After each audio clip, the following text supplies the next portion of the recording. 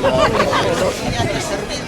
para outros fins sociais ou polo menos intentar a mellora das nosas retribucións e condicións de traballo.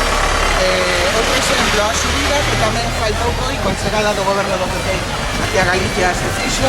das retribucións dos xefes territoriais e dos cargos propios da administración, que polo feito de ser xefes territoriais reciben unha paga maiores de 200 euros mensuais.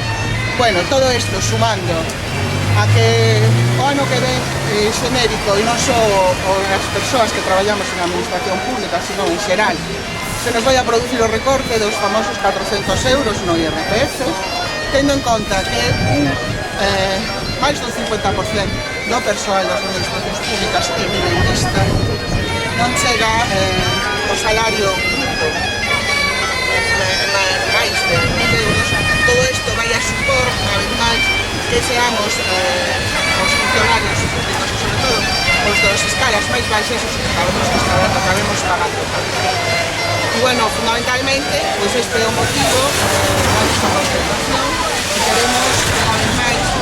facer pública a nosa postura como Confederación Intersindical Galega e diferenciarnos dos pactos, como se dixe no primeiro, que a nivel estatal fixo no seu día sindicatos como USE e Comisión Intersin, que pretenden agora, supoñemos, que pretenderán intentar mellorar agora,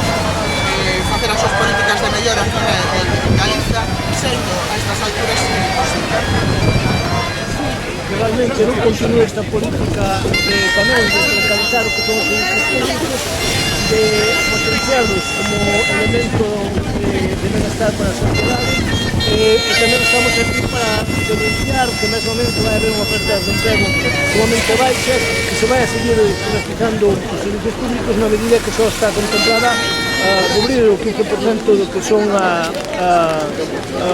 as plazas que hai neste momento para cubrir, non? Entón, bueno, é un cúmulo de cuestións que nos traen aquí a concentrarnos para exigir que realmente haxa un cambio de rumbo a respecto do que ten que ver coa política laboral, coa política personal, que se concrete eso, non unha subida salarial que manteña o noso poder adquisitivo, que recuperemos o que perdemos nestes anos, e que se reforcen os servicios públicos como elemento fundamental